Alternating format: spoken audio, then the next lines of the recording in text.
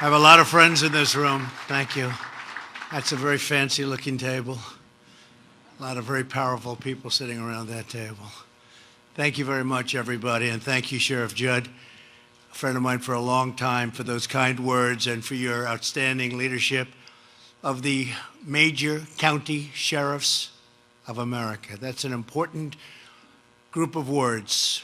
You've done an incredible job. I also want to thank your Vice President, Sheriff Peter Katujian, as well as the leaders of the major cities, chiefs associations, and Houston Police Chief Art Acevedo.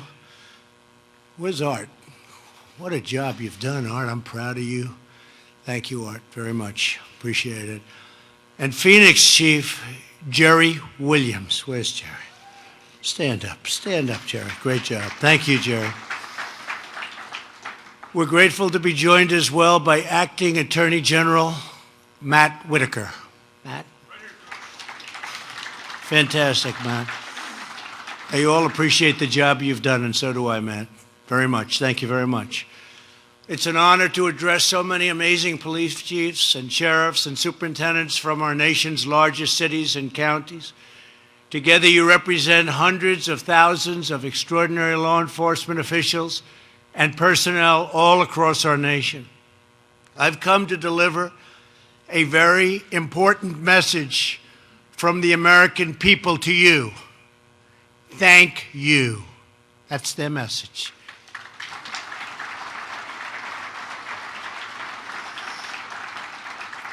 And I think I have to say this, you have no idea how much the American people love and respect you.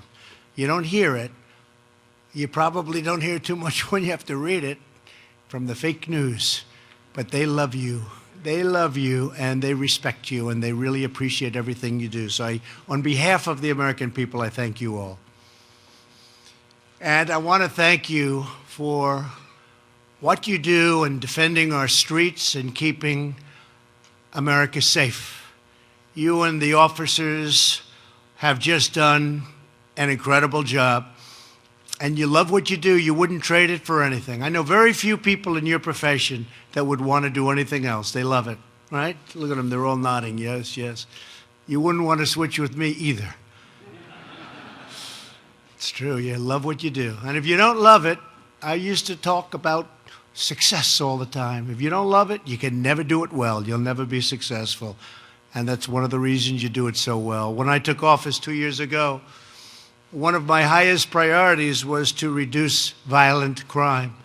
In the 2 years before my inauguration, violent crime increased by 8% nationwide, and murders were up more than 20%. The cornerstone of our strategy is revitalizing one of the most effective crime reduction initiatives in history, Project Safe Neighborhoods. This program brings together law enforcement, community groups, and local leaders to get the most violent offenders in the most dangerous areas off our streets and put them behind bars as quickly and easily as possible. Last year, we secured $50 million in funding, Project Safe Neighborhoods, and I'm proud to announce that we are asking Congress for even more funding this year, and we'll get it. We've deployed nearly 200 new violent crime prosecutors across our country. In 2018, my administration prosecuted more violent criminals than ever before in the history of our country. And we've increased the average sentence for drug trafficking to its highest level in many years. Through the combined effort of everyone here today, violent crime is now going down for the first time in a long while. Murders in America's largest cities dropped by 6% compared to 2016.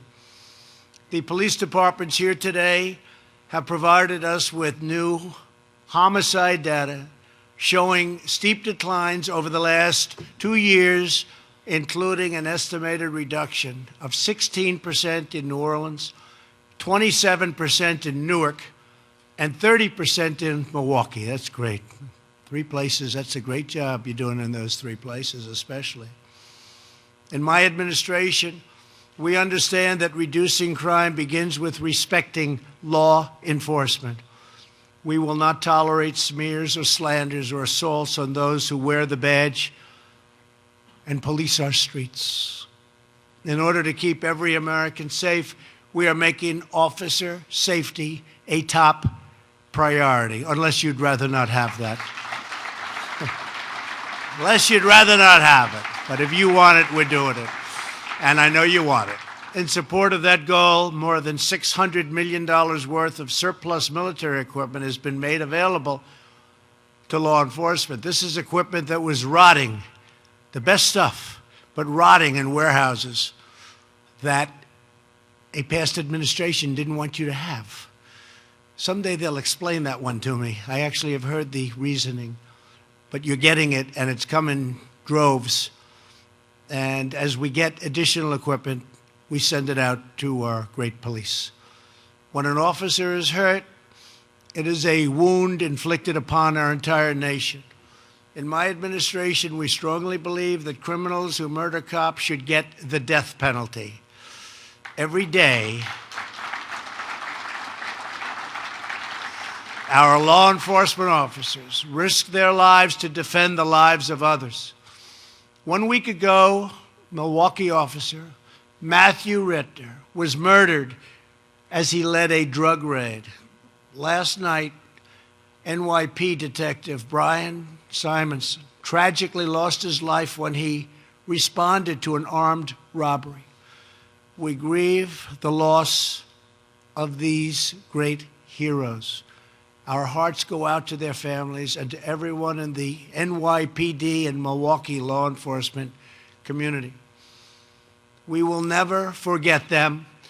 Tomorrow is also the one-year anniversary of the horrific Parkland shooting.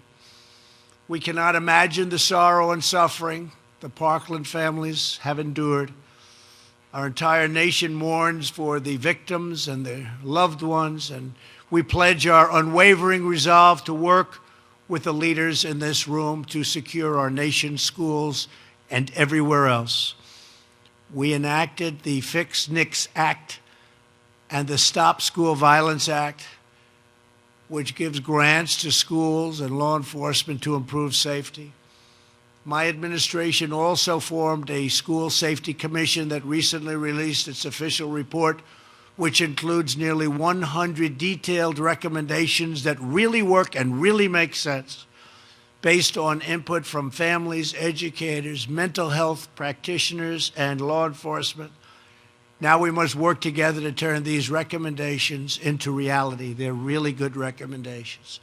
A lot of common sense in those recommendations, and we need more common sense overall in our country. Nothing is more important than protecting our children. Today, I would also like to address an urgent and growing threat that impacts the safety, security, and well-being of every American family, the crisis on our southern border. So much crime comes in through our southern border. Illegal immigration provides a lucrative cash flow, to put it mildly lucrative, to some of the most dangerous criminal organizations on the planet. These deadly cartels flood our cities with narcotics that kill thousands of our citizens, ruin families. They use fear, intimidation, and violence to get their way, and they terrorize innocent communities on both sides of the border. There is only one moral course of action: to put these ruthless criminal cartels out of business, and out of business fast.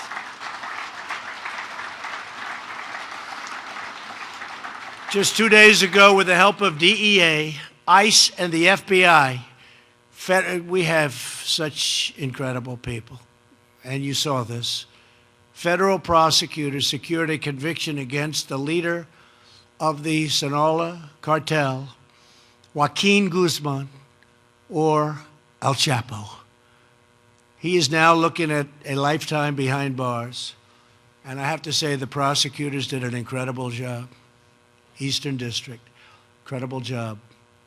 A lot of people did a great job with that. But to defeat these transnational gangs. We must fully and completely secure the border. That means more law enforcement, closing legal loopholes, ending catch and release, ending sanctuary cities, and finishing the border wall, which we will do, We're very far along, building a lot of it right now as we speak. As we review the new proposal from Congress, I can promise you this: I will never waver from my sacred duty to defend this nation and its people. We will get the job done. The wall is very, very on its way. It's happening as we speak. We're building as we speak in the most desperately needed areas. And it's a big wall. It's a strong wall. It's a wall that people aren't going through very easy. They're going to have to be in extremely good shape to get over this one. They would be able to climb Mount Everest a lot easier, I think. But it's happening. And we have other things happening, too. We're strengthening up the ports of entry.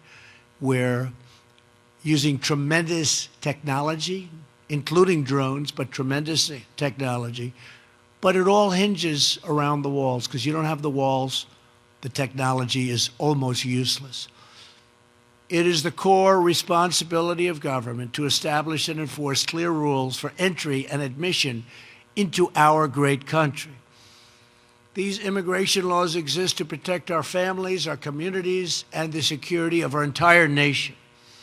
When these laws are violated, innocent Americans, including millions of hard-working legal immigrants, are left to pay a very heavy price. When we surrender control of our nation's borders to coyotes and smugglers, heartache and suffering are the inevitable result. One of the most tragic consequences of our unsecured border is the terrible scourge of human trafficking and sex trafficking that so many of you folks help and work so hard to stop. But, you know, with the internet, it's at the highest level they say it's ever been in the history of the world. It's not just United States. It's in the history of the world. The internet. So many good things happen with the internet, but bad things happen too. We must use every resource at our disposal to stop this evil once and for all. The incredible patriots at Homeland Security are on the front lines of this vital effort. Every day, the courageous men and women of CBP are rescuing women and girls from trafficking, blocking deadly shipments of weapons and drugs, and tracking down and removing violent criminals who threaten our people. In the last 2 years alone, our brave ICE officers have made 266,000 arrests. Think of that. And these are arrests of criminal aliens, including those charged or convicted of approximately 100,000 assaults, 40,000 larcenies, 30,000 sex crimes, 25,000 burglaries, 12,000 vehicle thefts, and these are new numbers, brand new numbers, 11,000 robberies, 4,000 kidnappings, and 4,000 murders. 4,000 murders. Yet despite their heroic public service, ICE and Border Patrol are subjected to relentless partisan attacks from those on an extreme edge of the political spectrum. It's called the radical left, and they're going further and further left all the time, and that's not good. It's not good for what you do. We condemn these attacks on law enforcement, and we salute the heroes who keep us safe. Uncontrolled borders not only endanger our communities, they endanger the men and women who protect our communities. America will never forget the heroes we've lost, like Corporal Ronell Singh, who was ruthlessly gunned down by an illegal alien on the day after Christmas. He left behind a wife and a beautiful 5-month-old son. I got to know his brother, and his brother's a fantastic young man who is totally devastated. Not one more American life should be lost because our nation failed to secure its borders. Every American in every community and from every walk of life has a right to live in security and to live in peace. That is my highest priority as president. And that is the sacred calling and noble mission of every leader in this room. Nobody does a better job. Here with us today is Sheriff John McMahon from San Bernardino, California. Ever since he was a young boy, John wanted to follow his great-grandfather's footsteps and become a law enforcement officer. In 1985, he started out as a patrol deputy. Today, John is the sheriff of San Bernardino County. We all remember the dark day in December of 2015 when terrorists opened fire at an office holiday party in San Bernardino. I've spoken about that often. These were people that worked in the office with other people. They thought they were all friends, but one day they came in shooting. Incredible. Immediately, John worked with the local police chief to respond. Their brave officers chased down the terrorists and brought their sinister rampage to a rapid end. Sheriff, we thank you and your officers for your service. I'd like John. Where's John?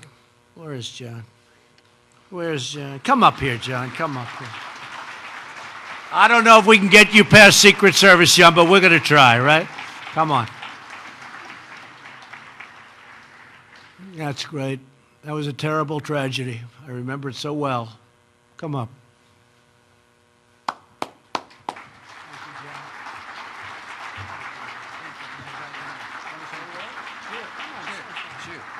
Sure. A little bit taller than I am.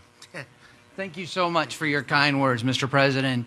And I will tell you, your support for law enforcement is incredible. And we all in this room thank you for what you've done for us. The relationships we have with our federal law enforcement partners are absolutely incredible, better than they've been in my 34-year career. But I think the true heroes, and we have to remember this, are the men and women who we all get to work with each day that put on the uniform and go do the job of protecting and serving all of the communities we're responsible for. Thank you so much, Mr. President. Thank you very much, John. He did a good job. He didn't know he was going to do that. It's always dangerous to have somebody come up and speak. You never know. It can be very dangerous. Thank you very much, John. Great job. We're very proud of you. As first responders, our nation's police and law enforcement officers race to the scene in times of tragedy, including natural disasters, giving everything they have to protect the lives of others. And I've often heard, because I think it's an incredible statement, to protect the lives of people they don't know in many cases. They don't know these people. But they love these people and they want to protect their lives. It's pretty incredible. During Hurricane Harvey, the Houston Police Department led 6 consecutive days of 24-hour shifts to rescue thousands and thousands of stranded citizens, save their lives. Their officers formed a human chain to pull people out of the rushing floodwaters. They worked through long nights of pouring rain. You remember that one well. That was a big one. I don't believe we've ever had a hurricane that's dumped that much water on land. It went out, came back in, went out, came back in. Then a third time, came back in. It was terrible. But using flashlights, ropes, small boats, and the Cajun Navy, that's what it was incredible. Even though 650 officers had their own homes flooded, with their own families being in danger, they kept on serving and they kept on coming. And people gained even more respect for what you do. Earlier, I introduced Houston Police Chief Art Acevedo. Thanks, Art. Joining him today are 10 leaders. Come on, stand up, Art. Come on up here, Art. Get up here, Art. Come on. John, I think we'll have him up here too. What do you think? Okay? John says yes. Joining today are 10 leaders from the Houston Police Department. Executive Assistant Chief Tony Finner. Tony, where's Tony? Tony. Hello, Tony. Hi, Tony. Thanks, Tony. You have a good representative up here, Tony? Thanks. Assistant Chiefs William Dobbins, Wendy Bainbridge, and Larry Satterwhite. Commanders Michael Skillern, William Stanley, Darren Edwards, Milton Martin, Yasser Bashir, and Deputy Director Ann Spiegel. Come on up, get up here, right? I like these people. I feel very comfortable with these people. I feel very safe with these people. Come on up. What do you say, son? To each of you, thank you for helping to save countless American lives, and I'd like to have you say a couple of words, please. Sure. You are spontaneous, Mr. President. I think you're off script here, but on behalf, yeah. So on behalf of all of us that are up here, this is just it just speaks as to I think the professionalism, the commitment of our men and women, but also our partnership with our federal partners, and we could not have survived that event without the Coast Guard, the FBI, the DEA, and all of our partners that came and supported us. So on behalf of all of us, thank you for the recognition, and thank you for spending time with America's chiefs and sheriffs. We really appreciate it. Thank you, Mr. President. Thank you. Thank you very much. Thank you very much. Back to work. Back to work. Right? Thank you. Thank you, sir. They just said back to work. That's true. Thank you very much. Every police and sheriff's department here today is a family, it's a team. You form an unbreakable bond that carries you through every challenge that comes your way, very dangerous challenges. From Phoenix to Philadelphia, from Austin to Atlanta, from Tulsa to Tampa, you prevent crime. You get violent offenders off of our streets, and you make sure the innocent are rescued from incredible danger. You train your deputies and officers to be the very best.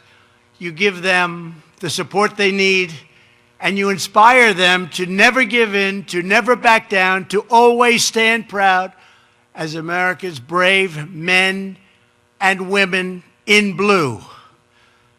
You represent the very best among us.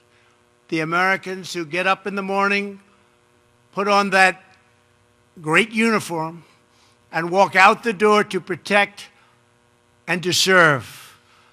On dangerous street corners, in dimly lit squad cars, on difficult beats and demanding calls, you wear the badge, you defend the law, and you stand faithful, courageous, and so very strong. So to every police chief and sheriff here today, and to every officer and deputy across America, to all of law enforcement, we will never forget your service, and we will never, ever let you down. We will never let you down.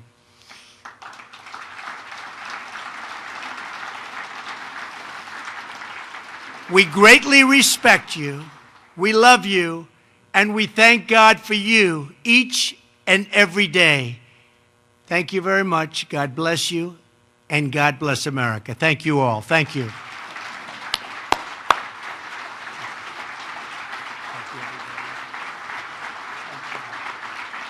Thank you, everybody.